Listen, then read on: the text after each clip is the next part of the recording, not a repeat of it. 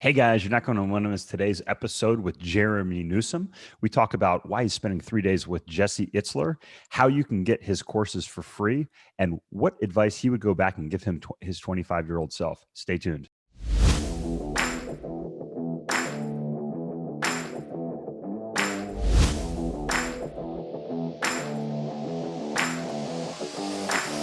Welcome to the Next Level Income Show, where it's our goal to raise your income, investments, and your life to the next level. I'm your host, Chris Larsen. Get your free copy of our book at nextlevelincome.com.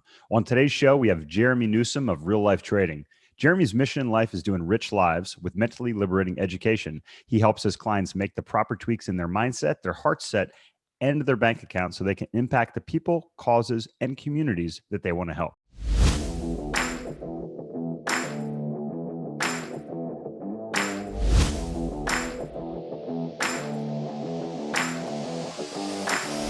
Jerremy, welcome to the show. Chris, this has been months in the making, man. I've been waiting for this for so long. Thank you. Absolutely, man. No, I'm fired up to have you on. So Jerremy, for the audience that isn't familiar with you, share a little bit more about your background, your history, and how you started real life trading. Yeah, man. And for a lot of you listeners, I know that a lot of your listeners and tribe are huge stock market enthusiasts. Real estate enthusiasts. My profession has been the stock market for the last 12 years. My business partners and best friends are real estate, so I love real estate. And the way I got started in stocks is an ironic story that has a really cool ending. It's the movie Forrest Gump, man. 80% of the way through the movie, Forrest Gump says that Lieutenant Dan took his Bubba Gump shrimp money and invested in a fruit company, and he no longer had to worry about money. And I asked my dad, what is investing? What's the fruit company? Because I thought it'd be cool not to worry about money anymore. Yeah. So he told me about Apple, and he told me about what investing is and how the stock market works. And I thought it was just such an intriguing concept. Begged him to buy some shares of Apple. He's like, son, this is a movie, right? It doesn't quite work that way. This fiction. So anyway, I begged him, and he eventually gave in. He's like, listen, you bring me some money, I'll match it dollar for dollar. So I picked blackberries, Bush, and sold them door to door in the summer of 1994. Sounds like a Bryan Adams song. And made $1,500, man. And selling blackberries at 6. So sure enough, true to his word, he had to borrow some money from my uncle. And we bought $3,000 worth of Apple stock in 1994. Really? So, that is such a cool story. That is such a cool story. I love it. Absolutely love it. And what's wild is I started my investing career with about $3,000 too in my first real estate property, and that was in the 90s as well. So I got a couple of years on you here, man. That is sick. That's sick. Yeah. I love it. I love it. Yeah. So I love, we've had a lot in common with respect to the stock market, to real estate. Mm-hmm. I know that's not all you do. But with real life trading, you guys have courses that span a lot of different things now. And that's what really brought us together. I remember our first conversation, and just Next Level Income is all based around education. And obviously at some point it leads up to the investing part, but education comes first. So tell us what people can find on the website. What was your first course? How did it get started? My very first course was teaching individuals about strategy called covered calls. So for all of you real estate fans out there, you'll love this one, but covered calls is like renting out your stock. So if you have houses, you rent them out and people live in them. Well, when you own at least 100 shares of a company, you can rent out those shares to a person at a higher price, and they pay you for that opportunity to rent out your stock, just like someone pays you to live in a house. So that was the very first product I ever released, and I taught it at real estate places, because most people who are interested in the stock market generally are real estate professionals, because real estate, well, the parlay into stocks is quite easy, and vice versa. Teaching covered calls, and then end up teaching something called the collar, which is how you can sell and rent out your stock, and then actually use that rent money to buy insurance on that position, so you can create an unlosable trade for a certain period of time. I like the sound of that. Yeah, man. So it's like, would you want to make 2% or 19%? And when you get into one of those situations in a stock, you can actually have an absolute unlosable trade for a certain period of time mathematically That just excites people because it's so rare for people to talk about not losing money in the stock market. People who generally deem the stock market as risky, it's gambling. But like you mentioned, man, that's because they just don't know. Real estate, brother, has been around for thousands of years, arguably. Like we have to live somewhere, and it doesn't matter if we build it or buy it or rent it. We got to live somewhere. But the U.S. stock market's been around for 120 years. So if your dad's dad's dad doesn't teach your dad's dad or dad about it, none of your lineages know about it, your mom's mom, your mom's mom. If none of them know, you don't know.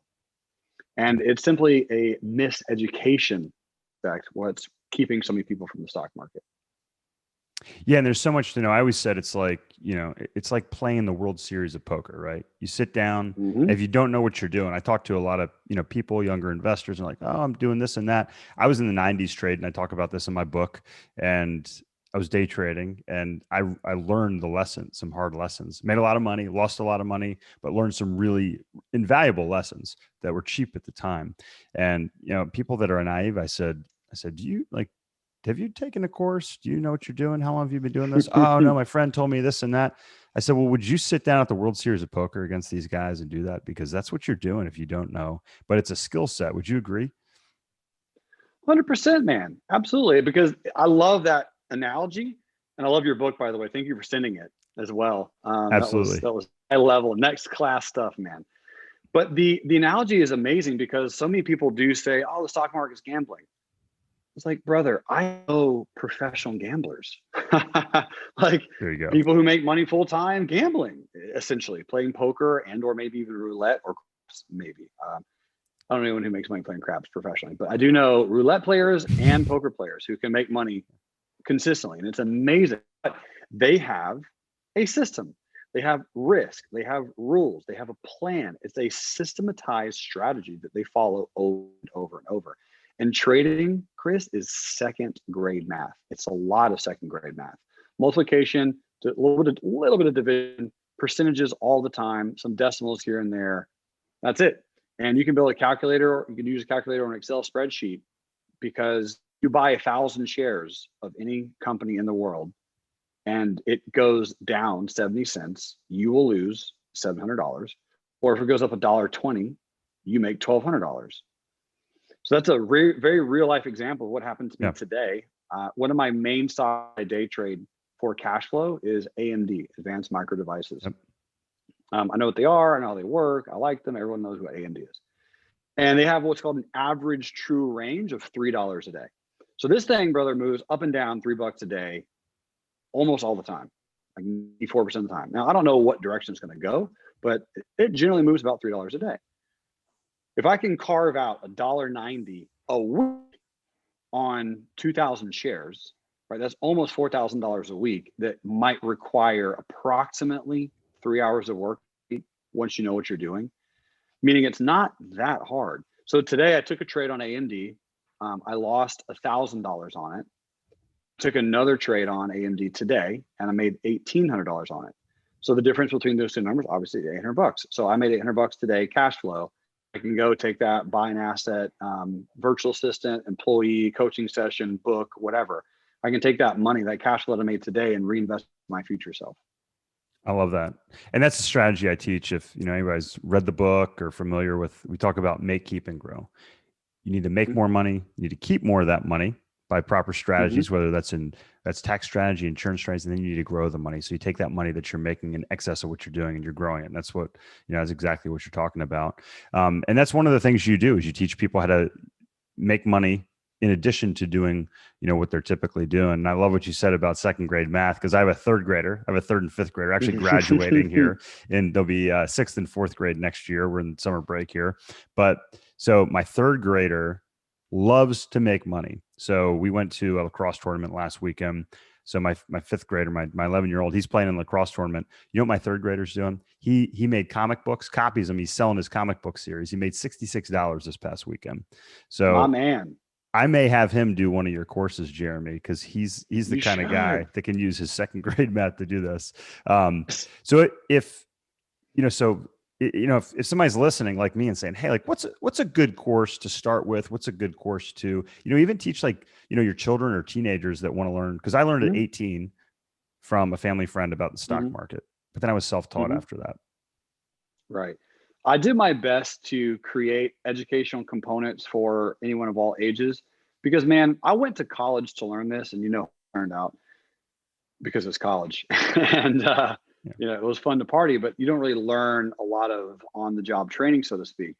But for me, I went out and realized that there's a lot of seminars and conferences and webinars, but they're generally boring, man. I love your stuff and your podcast, your content, your book. It's beautiful, it's valid, it's to the point, it's informational, but it's also exciting. At least it's not melatonin for your brain. And that's what I tried to do. So I went out and created a bunch of content that's actually free so that people can I don't have the money barrier, because I love taking that excuse away from people, man. They're like, I don't have the money. I'm like, oh, it's free. What now? What is your excuse now? And they'll come up with, but I'm really busy. So I made it for free. You can go to reallifetraining.com, a beautiful green button that says beginner. Just click on the beginner section and start going through the beginners classes. And anyone can do that. I do have a kids or young adults course that's just designed for children. The cool, crazy part, man, the last time I taught this class was in March, and I talked about games. And this was right about the time it started. Right about the time it started exploding. So I had some kids who actually bought, 4 or 5 shares of GameStop or whatever that made like $1,600, and they were freaking out. I love it. That is so cool. Yeah, it was really cool. And then Roblox has been a tear. I'm sure your kids probably loves play Roblox. Yeah, man. So I have an 11-year-old as well, and I have him buying some shares and selling some shares of Roblox, and that's awesome. That's the money that he perpetually uses to to buy his game stuff. I love it. So it's fun.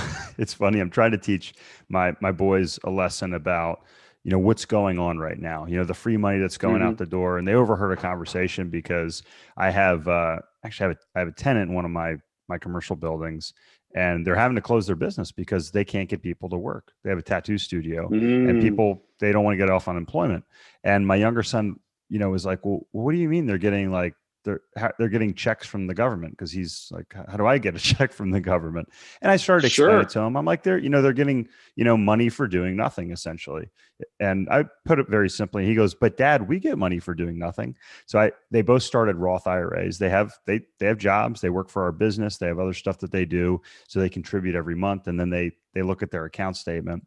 And I'm telling this story because this is passive, right? But they know that their money is making money for them. So this may be a good way for me to teach them about the active way of investing in the stock market. So having said that, I mean, Jerremy, what are your thoughts on passive versus active investing? Because I think you can be successful at both, but they're different strategies. What's your opinion on that? 100% correct, man. You should have both. The longer term investing, without question, is going to outperform short term. A guarantee, in the sense of short term, for me personally, cash flow creation. My goal is it's like flipping houses. You've done a million house flips. So those are short term. It's cash flow. Your goal is to make some money so you can use that money to buy another asset. That's short term. That's the active trading. But active trading is very similar to playing a sport. It keeps you healthy. It keeps you active. It keeps your brain active. It keeps your body active. It keeps you understanding what's going on. But then passive investing would be essentially owning the field that you're playing on, or owning part of the stadium, or owning part of the jersey, or whatever. Being both aspects of the game, there's nothing wrong with it. People love to play. Who doesn't want to be active? Who doesn't want to enjoy life and being in a competitive environment? Because it's fun, man. It's exciting. Right. But you will make more money longer term doing the investing, but why not make money both ways? The stretch that I love people, the mindset shift, is have as many streams of income as you can. And you know this, and you preach it all the time. There's nothing, even if it's an extra $100 a month, what that does is it tells your brain, oh wait, I got this over there. It lets you stress out less when you do have those crunch months, because every investor has a crunch month. They're like, I don't know how I'm going to raise this $1 million. This is going to kind of stress me out right now. And there's like a window or a day or two where you kind of stress about it. And then your brain begins to appreciate what you have, and what you appreciate appreciates. And so that beautiful paradigm shift starts happening of, okay, cool. I got other things are coming in. I'm good. I love it. I want to use this as a bit of a transition because, as I mentioned in the intro, we talked about how you teach people really about their mindset and Yeah. changing their mindset. So this isn't just about trading stocks. This isn't just about education there. And I was going through some of your blog posts on there, and one of the things I probably went about down an hour rabbit hole this morning, which isn't typical for me, but it was on the hard physical challenge, and I started looking at the David Goggins 4x4x48 challenge, and I ended up on a Joe Rogan interview with Jesse Itzler. And I don't know if you know the story, but Itzler hired Goggins to live with him for a month. And what he said was, and Rogan's like, he's like, what the F? You just asked this guy to live with you? Like, where'd you come up with that? And Jesse Itzler was like, well, yeah, he was successful. He said, I was in a rut, Joe, and I wanted this guy to just, pull me out of this rut. And he's telling stories about Goggins getting him up at 3 a.m. to go for runs and, punching a hole in the ice while there's, winter storm warnings outside, and telling him to jump in the ice. And he couldn't walk back home because he was freezing to the ice. So Goggins put shoes on the guy's hands, and it's awesome. So if you haven't seen it, you should listen to the Joe Rogan interview with Jesse Itzler. But Jerremy, talk a little bit more about, your personal mindset, how the physical plays into the mental, and what you do for your clients with respect to that to really set them up for really changing how the limits they may already be experiencing can change for the future. I love that you brought up that story, because those two are some of my favorite people in the world. Goggins, they're awesome people. Lives in Nashville. I'm actually flying out to see Jesse in 2 weeks, so I'm spending a few days with him. Yeah, spending a few days with him. And those are people you want to be around, right? So that the mindset shift, man, that changes people's life is understanding that you always have to be uncomfortable in order to grow. Growth comes from being uncomfortable. Uncomfortable in what? Uncomfortable could be in your relationship, right? Maybe someone is uncomfortable hugging their wife in public for an 20 minutes. I don't know. It could be the most random thing. Maybe someone's uncomfortable for asking for a lot of money for a client, or doubling their prices, or being paid an hour longer, or investing an extra zero on a particular position. Uncomfort leads to growth. And all we have to do is find those micro magical mental moments that allow us to become uncomfortable so that we can make that tweak. Even if the uncomfort or discomfort comes from a definition change. Quick story. I have a client. His name is Chris. He lives in South Carolina. I like the name. He has a business. Yeah. He's an awesome dude, Chris Stanley. And he has a few businesses. And one of his main goals when working with me, he hired me for a year. We work once a week for a year. He said, one of my main goals, man, I want to end this year as a millionaire. That's what I want to do. I was like, oh, cool. Bro, 3 weeks into it, we realized he was already a millionaire. He just had a different definition of what a millionaire is. He wanted to make $1 million in trading. Cool, but an entirely different goal. Yeah. Once he realized he was already living in his dream, he already received what he was praying for, man, his whole world opened up. The reason I tell you that story is because sometimes that discomfort is just the definitions that we have, the changes that we can make, the tweaks that we can make. So many people want to become millionaires, but then realize, wow, I'm actually already a multi-millionaire. Well, then what comes after that? There's other terms, there's other definitions, right? You can have a decamillionaire, centennial millionaire, billionaire. There's all kinds of fun terms that you can start using. And those definitions require belief systems and structures. And if you want to change your life, change one belief that you have about anything once a week, and your life will be so radically in a year from now. Yeah. I love that. Goggins says do something uncomfortable every day. And, I always, every year I sign up for some sort of event. And sometimes it's not a physical event, but something that really stretches me. I mean, it's been a career shift in the past.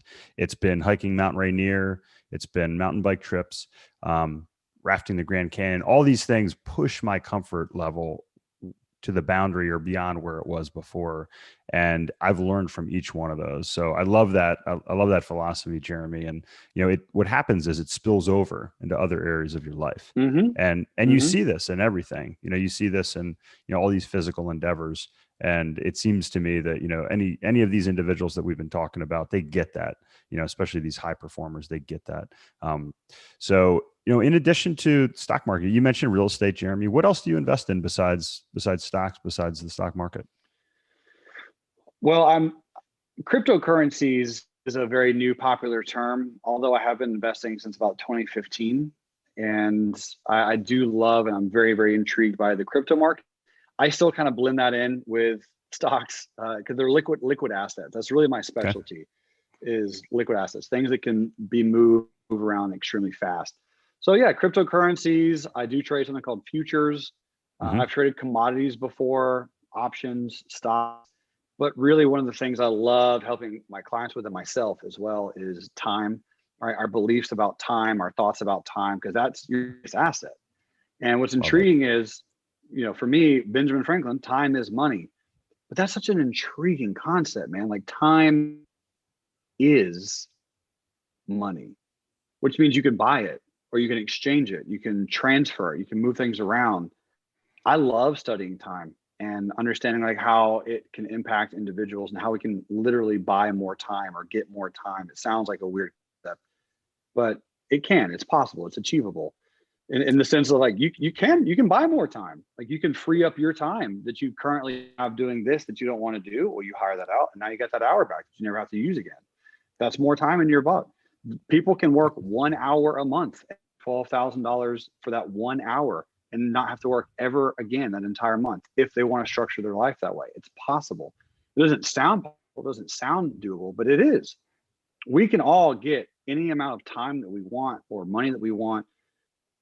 So yeah, man, I don't know, that doesn't answer your question. So I invest in cryptocurrencies. I invest in businesses, real estate, books. Yeah. I want to do wine and art one day. I think that'd be really cool. I do kind of invest in physical coins. I think it's interesting just from like a collector standpoint. Yeah. I have some gold coins, Persian, Roman, Greek, Byzantinian, some pre-Revolutionary War, post-Revolutionary War currencies. So that's small investment though, nothing crazy. But businesses is a great investment. I think they're very, very easy models to replicate.